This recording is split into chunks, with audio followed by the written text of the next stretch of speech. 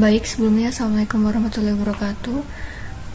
Izin memperkenalkan kelompok kami dari kelompok 2 yang terdiri dari 1 Almira Putri Aida NPM 1810104044, yang kedua ada Fitra Aisyah Wahah dengan NPM 18101046, yang terakhir ada Tata Wulandari dengan NPM 1810104088. Pada kesempatan kali ini kita akan membahas mengenai konsep hutang dan ekuitas.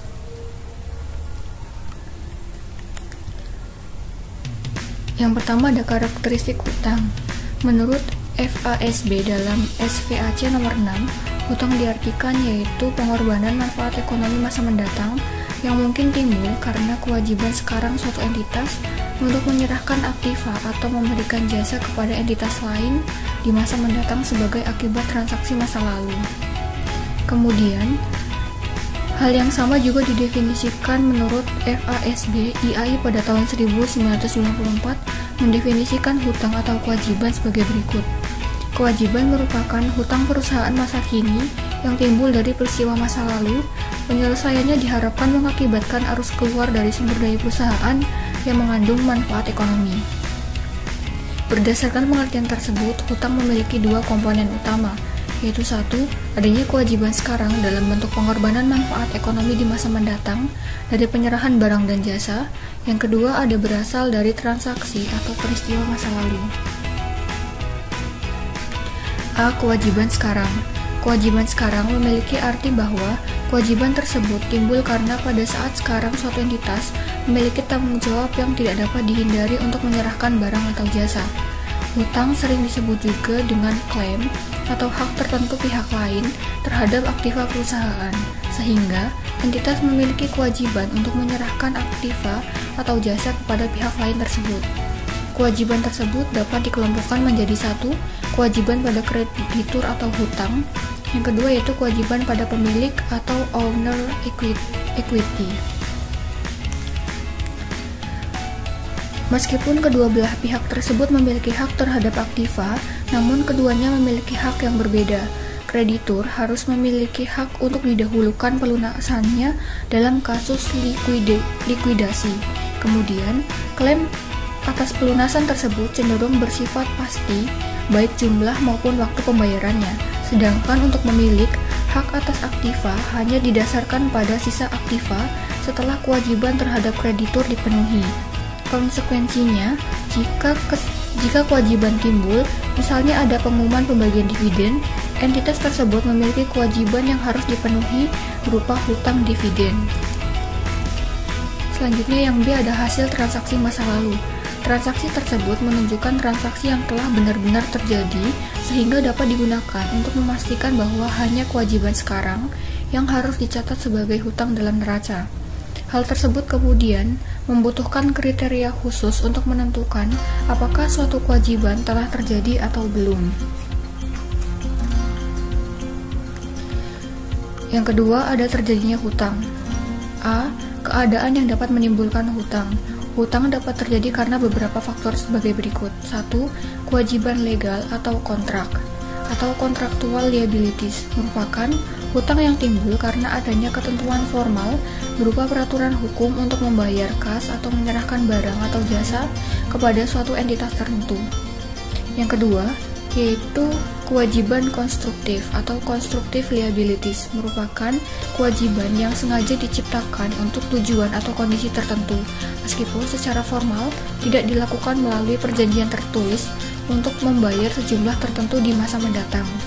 Dan yang ketiga, ada kewajiban equitable atau equitable liabilities merupakan kewajiban yang timbul karena adanya kewajiban yang diambil perusahaan karena alasan moral atau etika dan perlakuannya diterima oleh praktik secara umum. Kewajiban equitable dapat dianggap sebagai kewajiban oleh kedua belah pihak yang terlibat meskipun terjadinya hal tersebut tidak melalui proses hukum. Jadi, kewajiban atau kewajiban atau hutang yang dicatat dalam laporan keuangan tidak harus berasal dari kewajiban atau hutang yang sah menurut aturan hukum. Yang B yaitu unconditional right of possession, kewajiban yang berasal dari kontrak berjalan untuk memperoleh suatu barang dan jasa di masa mendatang. dapat dikatakan sebagai suatu transaksi hutang atau sebaliknya bukan hutang. Secara umum, hutang harus diakui dalam laporan keuangan apabila memenuhi kriteria sebagai berikut. 1. Ada kemungkinan bahwa pengorbanan potensi jasa atau manfaat ekonomi masa mendatang yang akan dilakukan atau akan terjadi. Yang kedua, jumlah hutang dapat diukur dengan cukup pasti.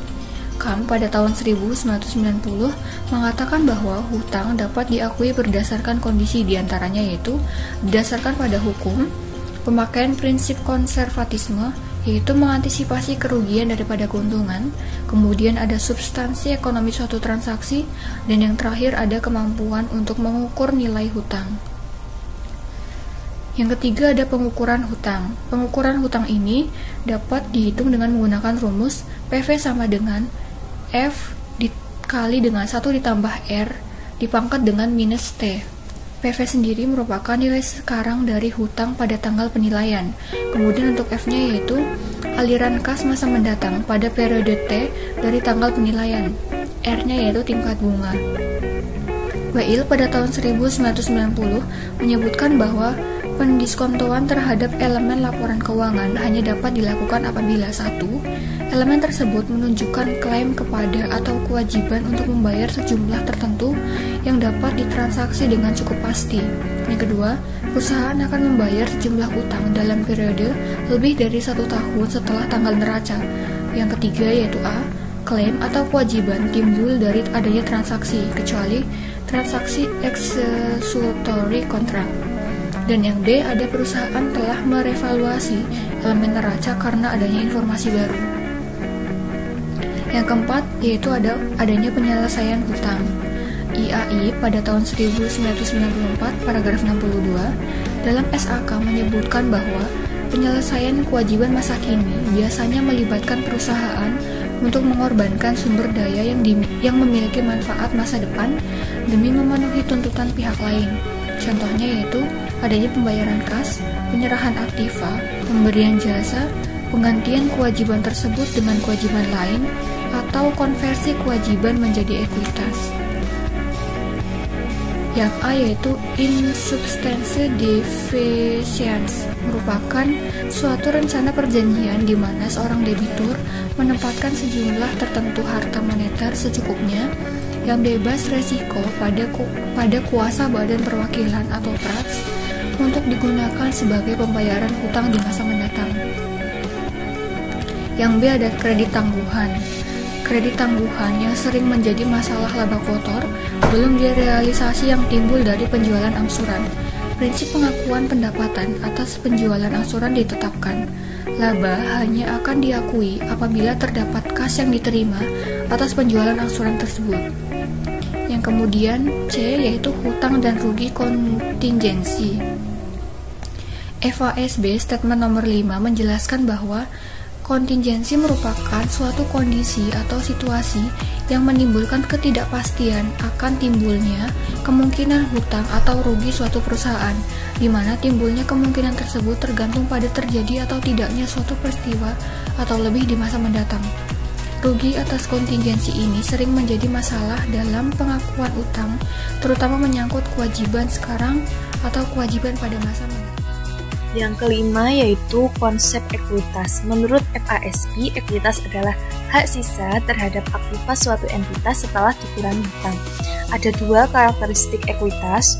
Yang pertama, ekuitas itu sama dengan aktiva neto, yaitu selisih antara aktiva perusahaan dengan utang perusahaan.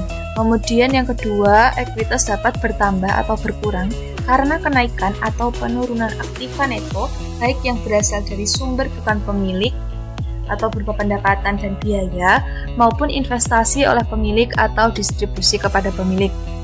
Kemudian komponen ekuitas itu ada modal setoran, terdiri dari modal yuridis yang dihitung berdasarkan nilai pari, di mana menunjukkan aktiva neto yang tidak dapat didistribusikan.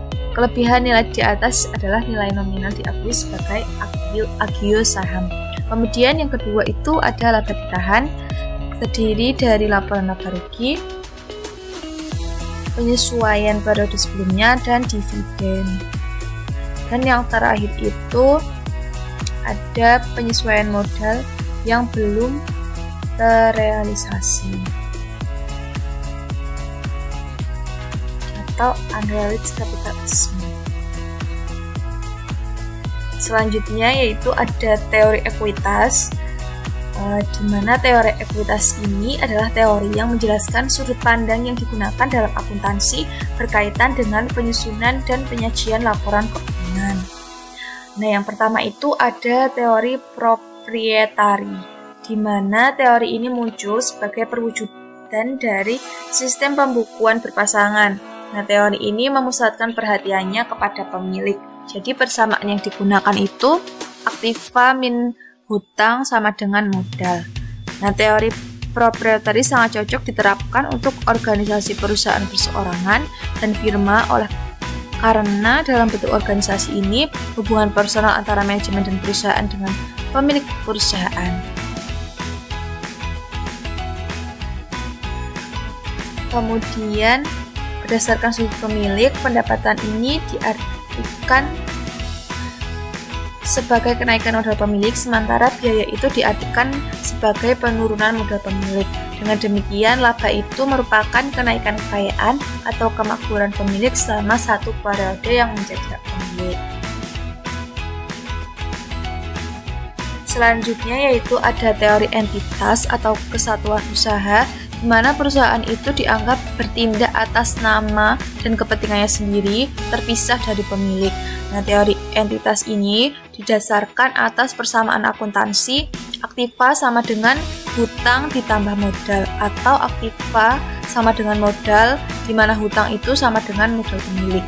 Nah, ada dua versi teori entitas, yaitu ada yang versi tradisional, di mana menurut pandangan tradisional ini perusahaan itu beroperasi untuk memegang saham ekuitas, yaitu pihak yang memberi dana bagi perusahaan.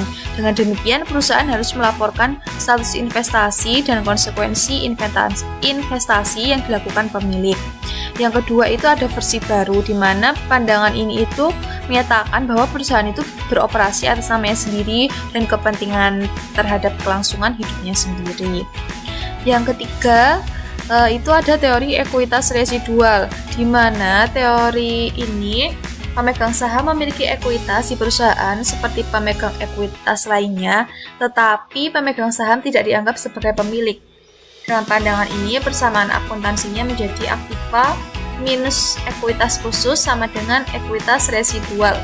Tujuan pendekatan ekuitas residual adalah memberikan informasi yang lebih baik kepada pemegang saham, biasa dalam rangka pengambilan keputusan investasi. Jadi pemegang saham biasa pada umumnya dianggap memiliki ekuitas residual di dalam laba perusahaan dan di dalam aktiva bersih pada saat likuidasi.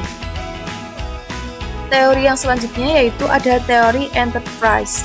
Nah, teori enterprise ini merupakan konsep yang lebih luas dibandingkan teori entitas, karena di dalam teori entitas perusahaan itu dipandang sebagai unit ekonomi terpisah yang dioperasikan dalam rangka memberikan manfaat bagi pemegang saham, sedangkan teori enterprise ini perusahaan itu dipandang sebagai lembaga sosial yang dioperasikan dalam rangka memberikan manfaat bagi banyak pihak yang berkepentingan. Dalam arti luas, pihak-pihak yang berkepentingan itu seperti pemegang saham, kreditur, pegawai, konsumen, pemerintah, dan masyarakat secara umum. Jadi, bentuk luas dari teori enterprise dapat dipandang sebagai teori akuntansi sosial. Kemudian ada yang kelima itu teori dana. Teori dana ini mengabaikan asumsi hubungan personal dalam teori proprietari dan asumsi personifikasi perusahaan sebagai unit ekonomi dan legal secara artifisial dalam teori entitas. Menurut teori dana ini, unit aktivitas operasi merupakan dasar akuntansi. Unit aktivitas operasi ini disebut dana yang meliputi sekelompok aktiva dan restriksi atau batasan-batasan yang menggambarkan fungsi atau aktivitas ekonomi. Teori dana berdasarkan persamaan akuntansinya itu aktiva sama dengan restriksi aktiva. Nah, aktiva ini menggambarkan jasa prospektif kepada dana atau unit operasi. Nah, hutang merupakan restriksi aktiva khusus atau umum dari dana.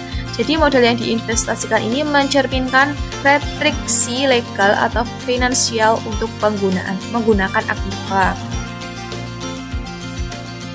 Kemudian B, posisi FASB. FASB ini atau Financial Accounting Standard Board sangat jelas mengadopsi teori ekuitas residual karena berhubungan dengan ekuitas pemilik yang menyatakan hak residual pada aktiva suatu entitas yang tersisa setelah dikurangi utang.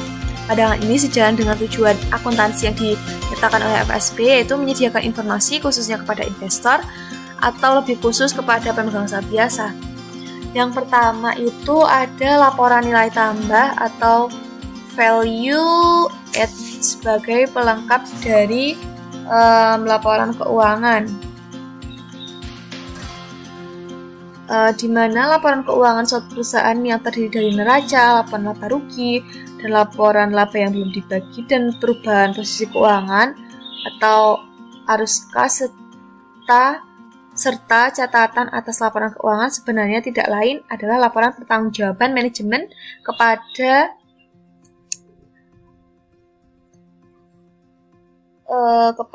terutama pada pemilik perusahaan. Kemudian konsep teori enterprise ini memandang bahwa tujuan perusahaan adalah dalam rangka memberikan kesejahteraan kepada beberapa kelompok orang yang berkepentingan terhadap perusahaan tersebut. Nah, jadi ada yang namanya itu laporan nilai tambah, di mana menunjukkan pendapatan suatu perusahaan sebagai suatu usaha dan bagaimana nilai tambah ini didistribusikan kepada kelompok yang menyumbangkan terciptanya nilai tambah tersebut.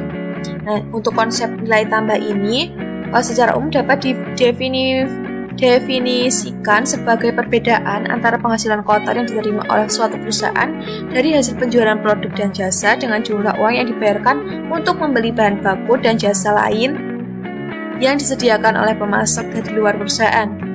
Dari definisi ini dapat disimpulkan bahwa nilai tambah pada dasarnya adalah hasil penjualan dikurangi dengan biaya bahan baku dan jasa pihak luar yang digunakan dalam rangka menciptakan penghasilan tersebut. Yang selanjutnya ada penyusunan laporan nilai tambah.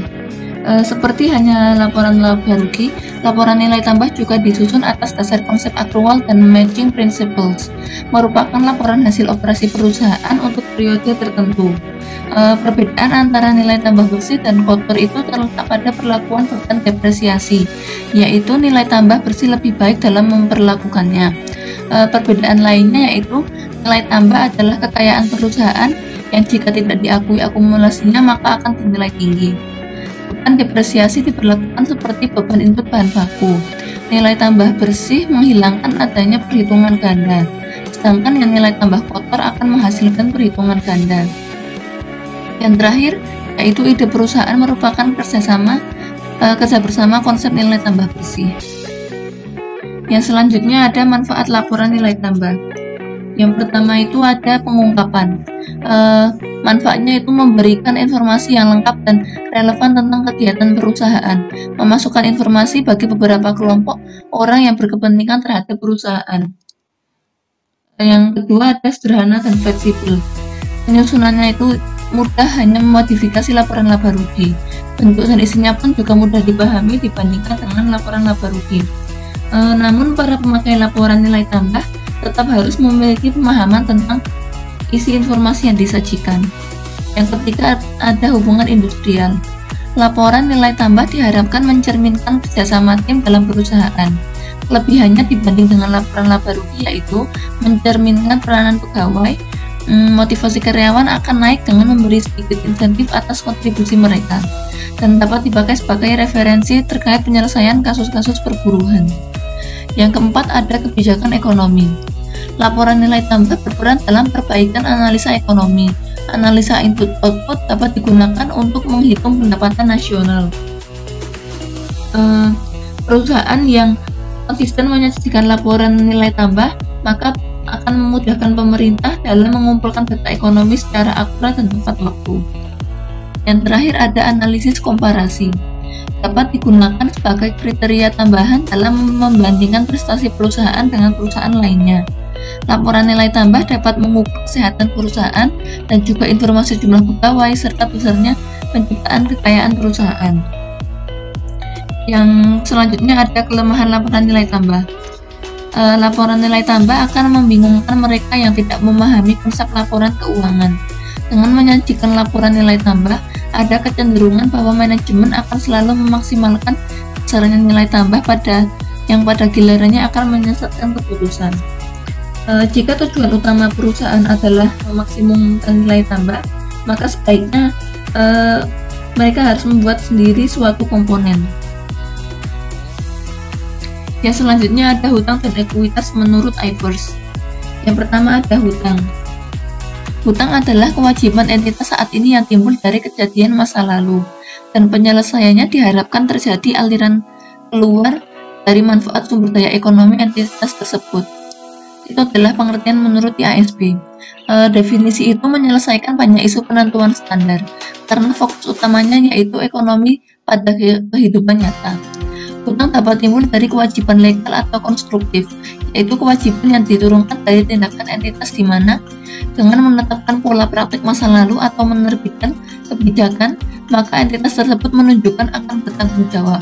Dan sebagai akibatnya, entitas telah menciptakan pengharapan yang sah dari pihak lain serta akan menyelesaikan tanggung jawab tersebut. Contoh kewajiban konstruktif itu adalah IAS 37, yaitu kewajiban entitas membersihkan kontaminasi agar supaya comply terhadap kebijakan entitas bahkan di negara tidak memiliki undang-undang lingkungan. Yang selanjutnya ada substansi, hak kontrak dan kewajiban kontrak. Dalam kerangka konseptual dinyatakan bahwa dalam menilai apakah suatu item memenuhi definisi aktiva, hutang atau ekuitas, maka perlu diperhatikan substansi dan realitas ekonomi item tersebut, bukan hanya bentuk legalnya. Kerangka konseptual memberi petunjuk lebih lanjut untuk menilai substansi, hak kontraktual, dan kewajiban kontraktual seperti beberapa standar menyarankan entitas untuk mengabaikan istilah kontrak jika tidak memiliki substansi atau kurang komersial. Yang kedua ada Ivers 10 memberikan petunjuk bahwa suatu hak adalah substantif jika pemegangnya harus memiliki kemampuan yang praktis dalam mengeksekusi hak tersebut. Yang selanjutnya ada executory contracts dan forward contracts lainnya. Executory contracts ini adalah kontrak di mana para pihak telah melaksanakan sebagian kewajibannya. IASB memberikan kriteria sifat dari hak dan kewajiban yang timbul atas dasar executory contracts dan forward contract lainnya yang tidak dapat diakui sebagai hutang. Prinsipnya, dan apabila kontrak tersebut dihargai dengan arm's length atau adil, maka pengukuran awal kontrak tersebut adalah 0. Yang selanjutnya ada pengakuan hutang. Entitas akan mengakui hutang apabila hutang tersebut memenuhi definisi hutang, yaitu jika adalah mungkin bahwa manfaat ekonomi masa datang yang diasosiasikan dengan hutang tersebut akan mengalir keluar dari entitas dan hutang tersebut memiliki cost atau nilai yang dapat diukur secara handal. Banyak kasus mengakui hutang akan memberikan pengguna laporan keuangan dengan informasi yang relevan. Namun dalam kasus lain dapat juga tidak cukup relevan jika dibandingkan dengan biayanya. Yang selanjutnya ada pengukuran hutang. Konsep pengukuran hutang harus memenuhi tujuan laporan keuangan dan memenuhi karakteristik kualitatif. Ada 3 metode pengakuan, yaitu cost based, current market price, dan cash flow based. Cost based itu hutang dicatat sebesar jumlah yang diterima yang ditukar dengan kewajiban atau jumlah kas yang diharapkan untuk dibayar guna memenuhi kewajiban. Dan cash flow based itu hutang dicatat sebesar nilai sekarang dari aliran kas netto mendatang yang diharapkan untuk menyelesaikan kewajiban pada saat kondisi usaha itu normal. Yang selanjutnya ada ekuitas, yaitu hak sisa aktiva suatu entitas setelah dikurangi semua hutang. Total ekuitas sama dengan total aktiva dikurangi total hutang. Dan yang terakhir ada akuntansi nilai wajar. Pada beberapa kasus diberikan pilihan atau opsi dengan pengukuran nilai wajar, sedangkan yang lainnya menggunakan historical cost. Dalam mengukur dan mengungkapkan fair value aktiva, hutang, dan instrumen ekuitas lainnya. Definisi fair value sering disebut dengan exit price. Definisi Ivers 13 mengandung kata principal market dan kata most advantageous market. Untuk principal market itu artinya adalah pasar dengan volume tinggi dan tingkat aktivitas untuk aktiva atau hutang. Sedangkan pengertian dari most advantageous market adalah pasar yang memaksimalkan jumlah yang akan diterima untuk menjual aktiva atau meminimumkan jumlah yang akan dibayar untuk mentransfer hutang. Sekian presentasi dari kelompok kami. Mohon maaf apabila masih terdapat banyak kekurangan dan kesalahan. Terima kasih. Wassalamualaikum warahmatullahi wabarakatuh.